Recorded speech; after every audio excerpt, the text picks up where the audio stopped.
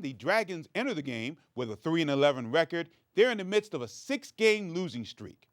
Defensive issues have plagued the Dragons. Howard has allowed opponents to score 86 points per game during the losing streak. Basketball analyst Chuck Nagel will be with us for this Maryland JUCO contest. So Chuck, what's it going to take for Howard to pull off this upset? Gary, Howard comes into this game with only 3 wins, and as you know, we're getting close to the end of the regular season now, so I think to win number 4, they'll have to clean up a lot of the mistakes we've seen them perform so far. They haven't done well, they've got to do better. Certainly we'll need to see a much more aggressive defense. Whether they play man-to-man or zone, they must do a better job covering the ball. The Dragons, on the other hand, give up far too many open shots, especially from the 3-point circle. They must approach the shooter more aggressively, hands up. Certainly that should help. On offense, the Dragons must take better shots. They're only shooting 39% from the floor and just over 20% from the 3-point arc. That's not going to win many games.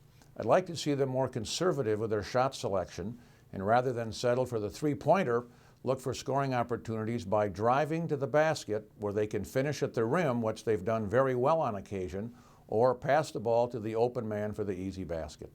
Hagerstown enters the game with a 7-9 record, looking to avoid a 3rd consecutive losing season. Now, this is after winning the Division I region title 3 years in a row from 2011 to 2013. Chuck, what do you expect to see from Hagerstown? Gary, the strength of Hagerstown, I think, is in their ability to beat you down the floor. Flat out get down the floor for easy baskets before you can recover.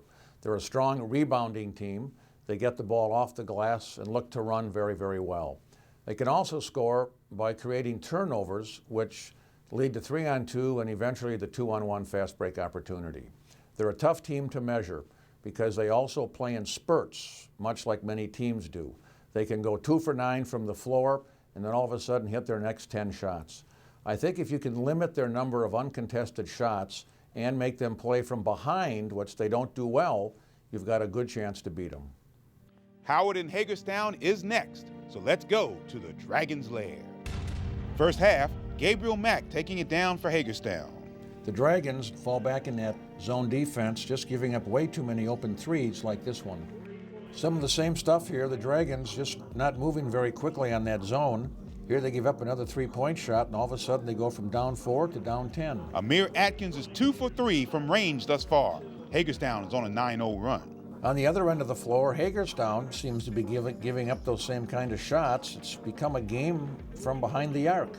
7:30 till halftime. The Dragons have outscored Hagerstown 11-7 over the last 5 minutes. Davis here taking the ball out of bounds, gets the ball back, drives baseline, and just not a good place to stop.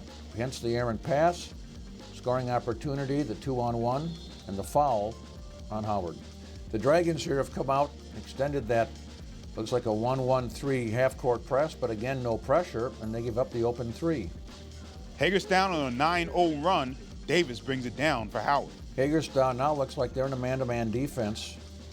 What a great backdoor cut by Juwan Grant. He gets it a little late. Unfortunately, puts it up in heavy traffic. No foul called. The Hawks outscore Howard 24-11 in the last 7 minutes of the half and take a commanding 47-33 halftime lead. Dragons now come out in the second half, changing to a man-to-man defense. Good pressure on the ball. Just can't screen out, though. Hagerstown with a great effort, second effort, an easy 2-point shot. Back and forth start to the second half. The Hawks extend their lead to 16. 3 minutes into the half now, the lead is 15 for Hagerstown. Kyle Davis working against the full court press. Moves it to Grant, draws the contact, and makes the official blow his whistle. Juwan Grant opportunistic here with a chance to cut the deficit to 12. After made baskets, Hagerstown full court press. The Dragons here look like they do a nice job down the middle, sideline. Juwan Grant, perfect play, he does the rest. Looks like Howard now in sort of a zone defense, 1-2-2 perhaps, but again, they just don't get out quick enough on the ball, and they give up another 3-point shot.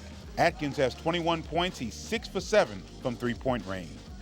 16 minutes to play, Dragons down 15. Unfortunately, Grant just doesn't see the pass coming. It sets up, look at that, a 5-on-3, eventually a 2-on-1 easy fast break basket. Howard trying to get back in the ball game, down 16 with a full court press. But once again, they just don't get down the floor fast enough, and they give up that 3-on-2 fast break. 9:36 remaining in the game. Howard is on a 7-2 run. Number 2 in white, Taquan Hall, like a defensive back here. Reading the quarterback's eyes, he jumps the route and picks it off. The Hawks decide to follow.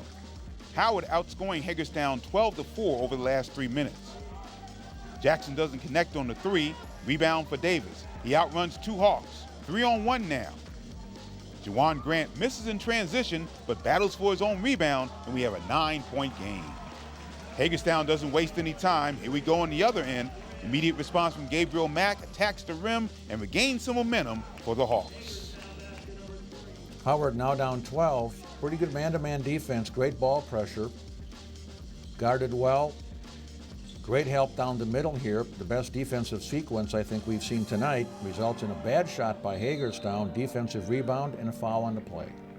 4:15 remaining, holding an 11-point advantage. Hagerstown milks the shot clock down to 3.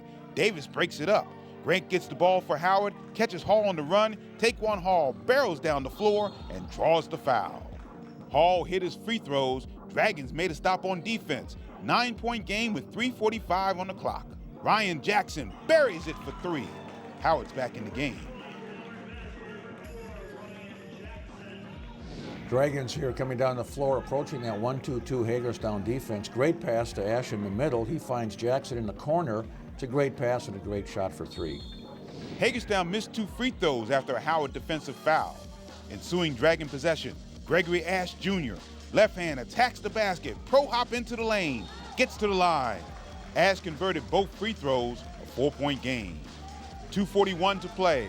Mack takes it into the paint, out to Jackson. On target, Jackson lines up and delivers a big-time 3. Howard down 4. Davis allows Mack to penetrate. Grant comes over to stop the shot. That leaves Grant's man wide open. Other end of the floor, Davis makes a play, takes him to the heart of the Hagerstown defense, and draws the foul. Davis made them both. We're inside 2 minutes, 5-point lead for the Hawks. Atkins, shot clock down to 8, goes to Mack wide open, and Mack makes him pay. 3-pointers on each of the last 2 possessions for Hagerstown. Howard here, man-to-man defense, of course they have to be late in the game. Very good ball pressure. They make Atkins dribble left. Dragons double team, but here comes Mack out from behind the screen. He just drills the long 3. The Dragons' comeback falls short. 97-86 is your final. Let's send it down to Ahmed Hosseini. So there were 3 minutes remaining in the second half, and there were 2 free throws sunk to bring the deficit down by 4 points. Tell us, how fast was your adrenaline running? Because I was getting nervous by that point. Yeah, the adrenaline was definitely up, and I felt like everybody on the team, like we had the up adrenaline, and we were just like playing more together. So that added more to the adrenaline. Everybody was hustling, everybody was playing as a team together, and everybody was getting to the line, making free throws, and we were coming back after being down so much in a rough first half. We had that adrenaline going. Yeah. And having said that, what did you take away from this game? We have a tend to fall apart and panic sometimes. If we just stay together through most of the game, we probably could come out with some more wins and just have a better game. We feel like we play a better game when everybody is just together and on the same page and playing as a team. Great job and good luck on your next game. All right, thank you. For Dragons Lair Update, I'm Ahmed Hosseini.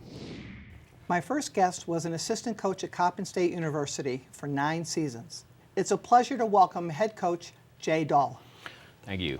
Coming off the winter break, your roster has now changed. It's a smaller roster than when you first started. Does that help you or hurt you? It kills us, but it started even before that, with all the issues that we had coming in. And then it got compounded by me suspending a couple guys because they didn't want to come back at break time from break, missed a couple practices. I guess that's the adjustment high school kids need to understand with college level sports and specifically basketball. You have a very short break over Christmas holidays that you have to commit to practices. So these kids still don't understand to adapt to that at this level. Right. Well, since it's regardless of what level you're at the college level, if you're going to go on and play at a 4-year school, you know, most of the places where I've been, you don't get a break.